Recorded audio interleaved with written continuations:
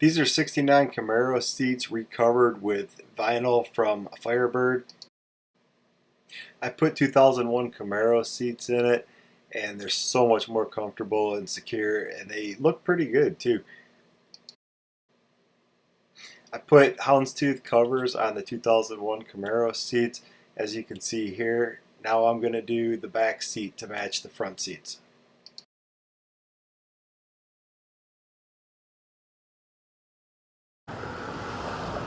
So here's the current setup. We've got these 2001 Camaro seats. I custom covered them in the houndstooth covers that were made to fit these particular seats.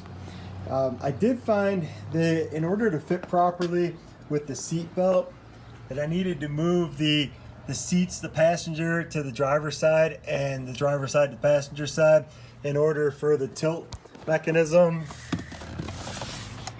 So it can tilt properly, and for the recline lever as well, that it just fit a whole lot better with that stuff on the inside instead of on the outside.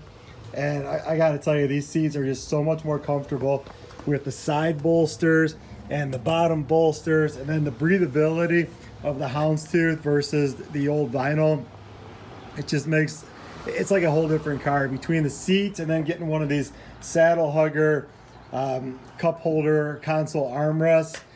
It's like driving a different car. Just a huge change.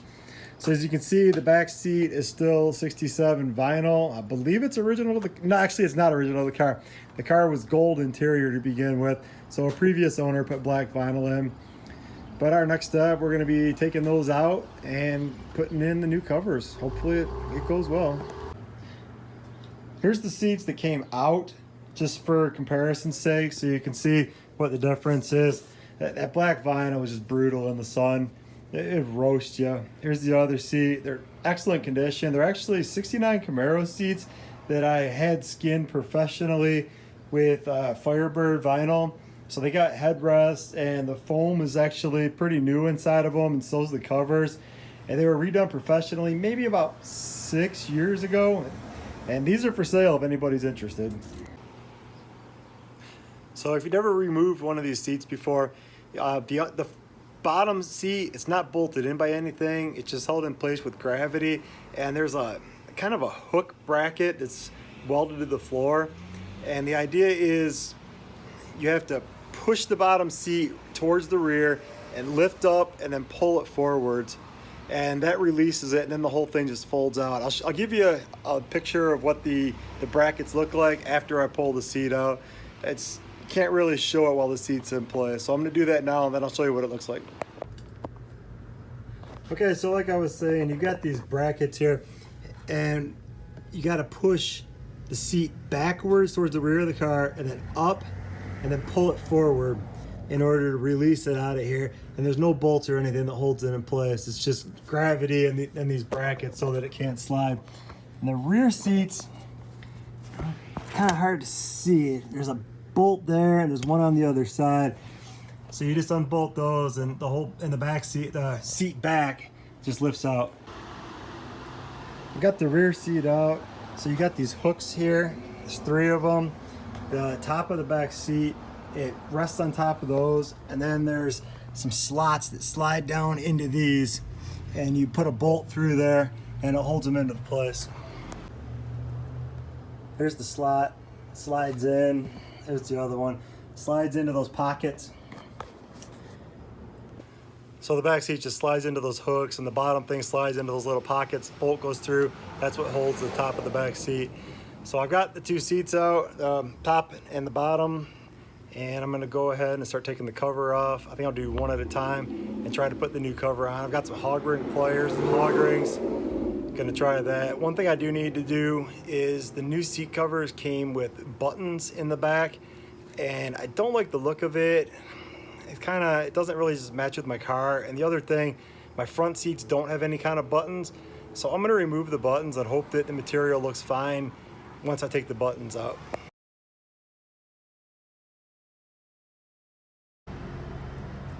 Here's the decorative buttons on the back seat cover, and they don't match the fronts. I don't care for it. They also look like they would be uncomfortable. I'm gonna go ahead and take those out and hope that it doesn't look damaged through the cloth when I take those out. Okay, I'm gonna start with the seat bottom first. I've got a blanket laid out to give me adequate room so I don't scuff up anything. My workbench isn't quite big enough for this, so I'm gonna end up working on the ground. I gotta take the old hog rings off. From what I've seen on the YouTube, it helps to just use a pair of side cutters and twist instead of trying to actually cut off the hog rings. So I'm gonna give that a try first.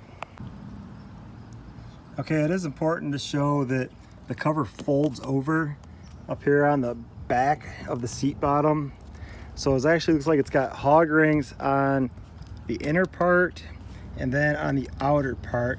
That must be to really keep the tautness, plus this flat edge goes up behind the seat back. So gotta really pay attention to that when installing the seat cover. Okay, this technique seems to be working okay. Just pinch the hog rings with a pair of side cutters, twist, and it comes right apart. Pretty easy. Okay, I just discovered that the seat also has some hog rings down the middle where it kind of puckers down across the center hump over top of the trans tunnel. So I'm gonna have to figure out how to take those out and, more importantly, how to put the new ones in. Okay, this is definitely a little bit more than I bargained for. I do have the old cover off and I'm gonna start installing the new cover. I laid it on top. It looks pretty good. I think I need to secure the back edge and then do the middle pieces, then work my way around to the front probably. It seems like a logical method. So I think I'm gonna secure this back edge first where it folds over. Then I'm gonna do these two seams, and after that I will work my way around the edges, take it from there. So I got these hog ring pliers and hog rings. So the pliers are spring loaded and they're trying to close. So actually when you open them up and you put the hog ring inside there, it holds it securely so that you're not having to keep tension on it. Then you just pinch it down and move on to the next one. All right, it's all hog ringed up. It was more than I expected, and I also ran out of hog rings. I had a 50 pack, which is supposed to do both seats. I used all 50 just on this seat, and I probably could have used some more. Considering I've never done upholstery before, I think it turned out pretty good. So now I'm gonna have to order some more hog rings and just wait for them to come in before I can finish up the top seat. Oh well. Okay, so I got some new hog rings in and I'm ready to keep going on the seat. I realized that as I was going along, I really didn't show you guys exactly all the steps that I did. So I'm gonna kind of go back through and show the order I put the cover on to try to help everybody out if you're following along at home. All right, I got the seat bottom done. I ended up adding in quite a few more hog rings along the back. Here, I'll show you. So I added in a lot more hog rings along here. And what I would do is I would pinch from the exposed side to the back side. And then I would try to grab that extra material that they've got set there to pinch. And I would try to find something, whether it's a spring or a cross member or the actual frame, to try to put a hog ring through the vinyl and through the tacking piece, and then also onto a piece of metal so I could pinch it really tight. And it ended up, it's got a couple little wrinkles in it, but those are gonna end up being covered by the seat back. So I'm not real worried about those. If it looks ugly when it's in place, I could always take them off and redo it, but I think it's gonna be okay. Okay, so when I started hog ringing, the first thing I did was I lined up, I put the cover on the seat, and then I put a hog ring on the very middle tab here because I lined it up. There's a seam here, so I lined this seam up with the middle hole in the frame and I put a hog ring there. Then I went to the other side. There's no seam here, but I got it so that everything was kind of lined up. You got these two lines here that had the attachment underneath. So I lined those up along this flexible metal strip here. So I tried to line it up the best I could, and then I put another hog ring here to the middle. Now there was extra material, so it didn't seem to stretch all the way. It didn't want to go to the frame, so I actually went all the way to the spring with it. So once I got those two in, then what I did is, everything was still loose, keep in mind. I went through, I kind of folded it in from the other side, so I would have taken this material and pushed it to the inside, and then I went along this strip here, and there was the attaching point. So there was one of these attaching points that lined up along this. It didn't line up perfectly, but it was best as it could. So I just went along and I installed a couple hog rings to hold that down. I'm not really sure the purpose of that. I guess just to give it this pronounced hump over top of the trans tunnel and to hold it down on the sides. I personally, I think it would be just fine if you didn't do that, but I went ahead and did that. After I had that down, then I flopped the cover down all the way around the sides, flipped it over the sides, flipped it over the front. There was two little pieces of padding that went along here and here. Those I reused the factory padding because it was in fine shape. I didn't need to replace it, but I ended up putting those back in. I think that those are used to cover up the hog rings, so I put those back in, flipped the cover back down everywhere, and then I just worked from the inside outward on the front and on the back, and I pulled the cover tight, and then I would put a hog ring in as I went around. I left the two sides to the end. Then when I got to the corners, I kind of folded one corner over top of the other and put a hog ring in, and I did the same thing in the back. I folded one corner over the other and put some hog rings in. So it turned out pretty well. Like I had said, I ran out of hog rings. The kit that I originally had bought only came with 50 hog rings, and I ended up using all of them just on the seat bottom. I'm not sure, I don't think there was actually 50 in the bag, but I ordered 1,000 pack now, and I'm gonna start putting a couple more in on the seat bottom, and then I'll do the seat top, and I'll walk you along as I go ahead and do that one too. Okay, I got the old cover off of the seat back, and I'm just reusing the old foam and the old burlap and everything. It's not in bad shape. It's good enough, and it's not really desired in my budget right now to replace it all. So I stretched it on there. It's kind of a tight fit, and there's some wrinkles. I wish it was a hot sunny day out. It would help with this, but I want to get this job done. So I'm just gonna go ahead and try to stretch it on the best I can. Worst case scenario, I just pop off the hog rings and redo it. So unlike the seat bottom, there's no center things to grab onto. Nothing down here like it was on the seat bottom. So really, I think the biggest concern to make it line up from the top to from the seat back to the seat bottom is try to find a center spot and then work from there as you're trying to stretch this out. I'm looking at it like this. It looks to me like it's actually a little bit crooked. So what I'm gonna do is flip it over. Go ahead and criticize me in the comments if you want for not replacing the springs. The only people that ever sit in the back are children. They never complain. It holds them up. So these springs look like they've broken over time. That's how I got the car when I inherited the car.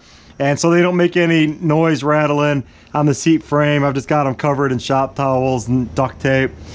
Yeah, it's kind of hack, but it's free to do, and the seat sits fine. Nobody ever complains about the comfort, so I'm not in any hurry to replace the springs. All right, so to find a center spot, this kind of comes down at an angle here at the top of the back, and I measured across from the frame to the frame, and it's about 44.5, give or take. And then when I measured from this outside corner to this outside corner, which isn't real precise, that's more like 45, which would be 22.5. So it actually lines up right on this. And the other one, which was like 44.75, that would be like 22, or it's like 44.5. That would be like 22.25. So I'm gonna go off of this piece here, this welded on spring. I'm gonna call that my center point when I put on my first hog ring. And it looks like this cover is gonna be awfully tight, that I'm just gonna start at the top, and I could always add more hog rings and make it tighter, but I'm gonna start at the top and then I'll try to stretch it as I go. So I'm gonna use these to put my hog rings into. I'm looking at it here. If that's my center, this doesn't look very centered to me yet. So I'm gonna try to shift this a little bit. Try to get this so it's centered on there. That's the goal anyway. And we'll try from there and see what happens. All right, so that looks pretty centered up. So I'm gonna go ahead, pull it down here to this open hole on the frame.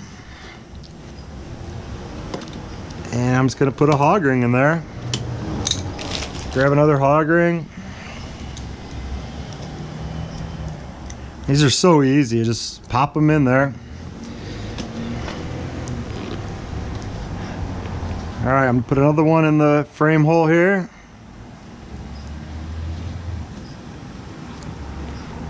Pinch it down. So now I've got these two tacked up here. And from there, I think I'm just gonna keep working to the outside and down the rails on the sides because it's pretty tight. There's like a gap at the bottom. I'm gonna have to like probably sit on it to compress the springs down in order to pull the vinyl over and hook it on. There's no frame rail on the bottom, so it just gets hooked on to this bottom piece of metal along here. So I'm just gonna keep on doing this. I think I'm gonna set the camera at a time lapse so you can follow along but not have to sit here while I'm taking my time doing this.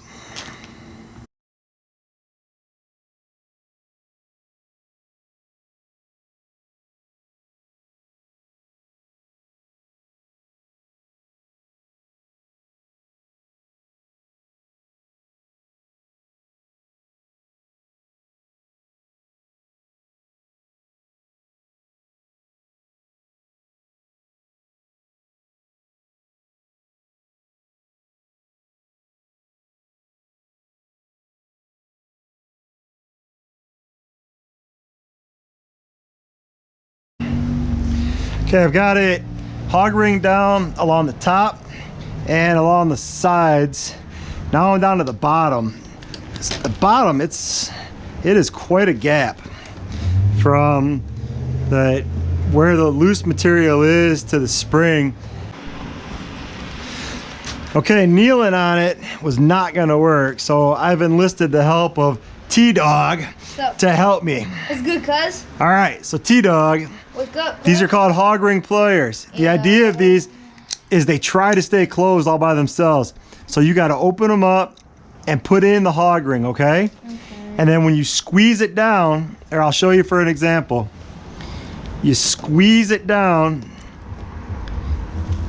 it pinches together and it holds something in place. You understand? No. All right, load one in here for me so you can show me that you can do it, because I'm gonna have to pull on the seat cover while you pinch these. So go ahead and squeeze and put one in the tool. No, just put it in the tool first.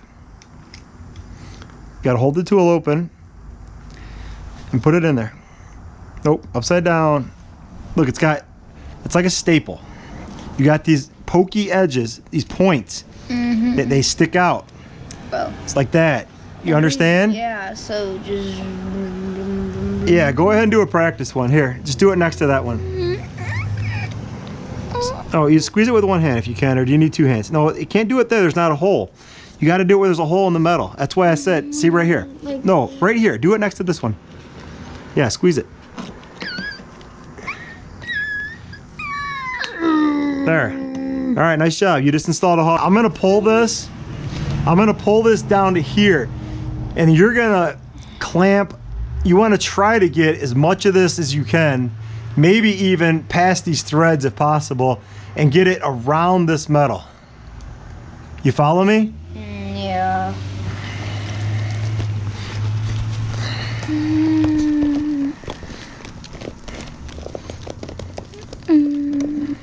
All right, clamp it. Hard. Come on, squeeze it. All right, now get another one quick while I'm holding this. If I let it go, it'll probably tear. Hurry up.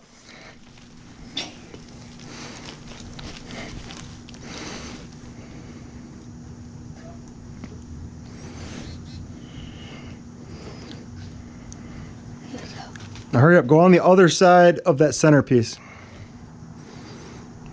Come on, hurry up. No, no, no, right here. Just get right up next to it. All right, clamp it down. All right, hurry up, grab another hog ring. You want to double check, it looks like it's centered. It looks to me like it's centered. Now we just need to get T-Dog to pick up the pace.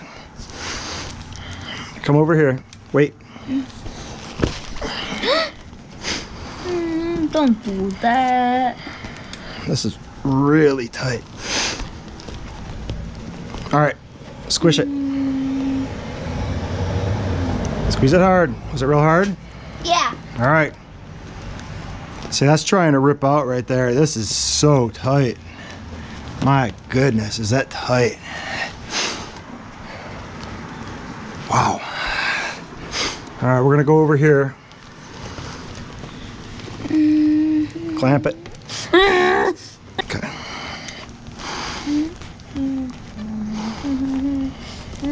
Holy smokes, this thing is tight. All right, we're gonna try to go here.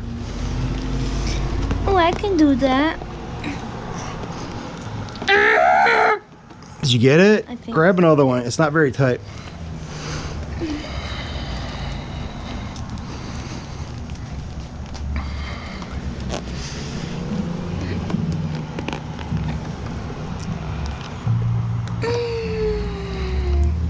Those are gonna, man, it's trying to rip out. That is so darn tight. I don't like that at all. That is way too tight. Something isn't right about this.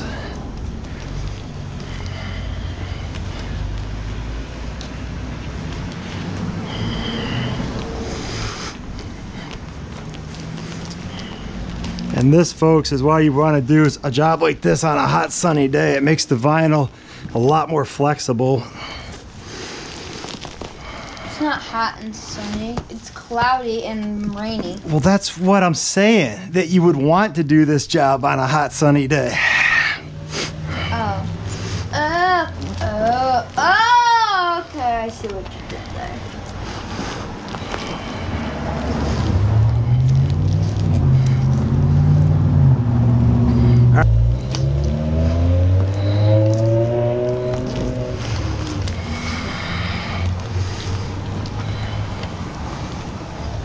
I'm not.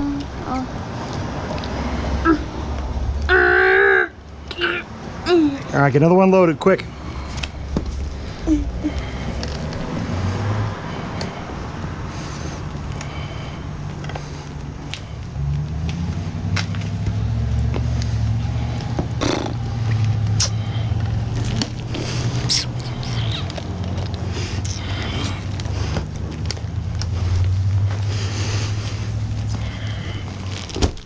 Holy cow, this thing is so darn tight.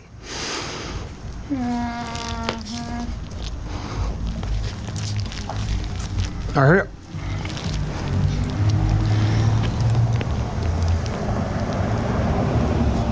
Pinch it. Good enough.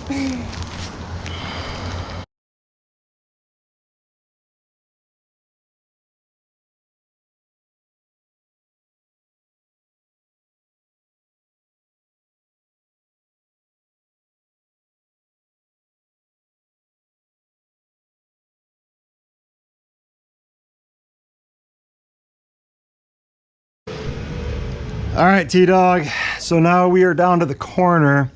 So the idea is on the corner, you got this extra piece that hangs out. You want to include that underneath your hog ring. Okay? See what I'm saying? No, don't do it yet. I got to pull this. I'm going to pull this and this all together as one. And you want to get both of them with the hog ring, okay? Okay, T-Dog?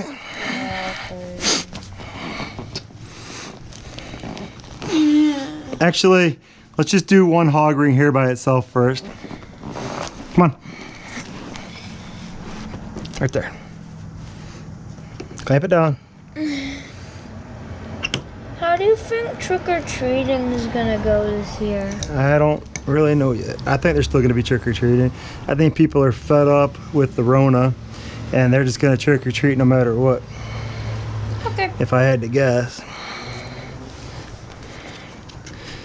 I think maybe there'll be less houses with lights on than normally.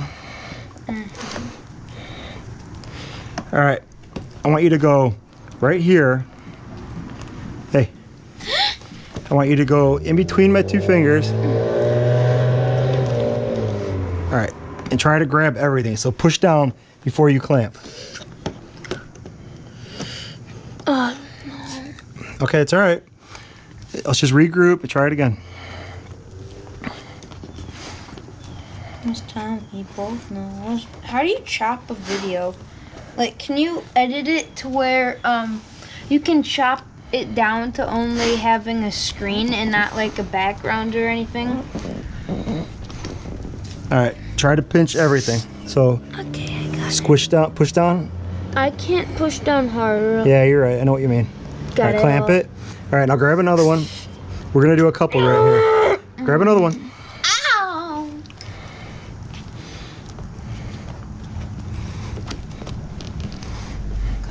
All right, we're gonna go right next to that one, right here by my finger.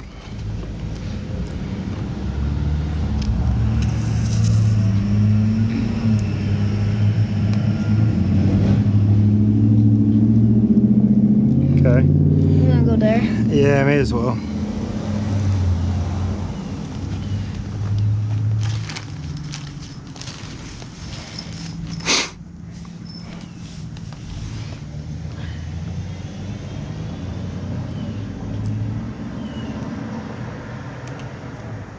Okay, and then let's do one more right here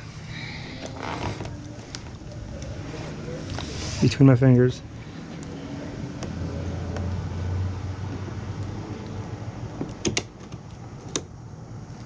That didn't sound right.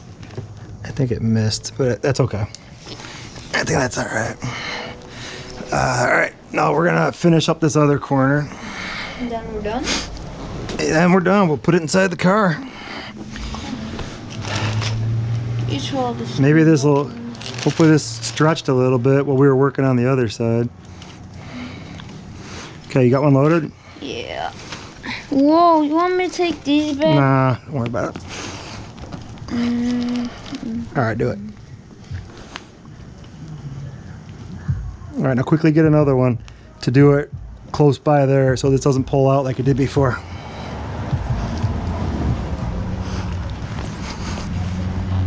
Right here by my fingers. Okay, get another one loaded. That was a bad one. That one wasn't good. There. Do one quickly. Do one right here. Actually, it was a good one. All right, that's fine. Do one right here. I just looked at it and it looked good now.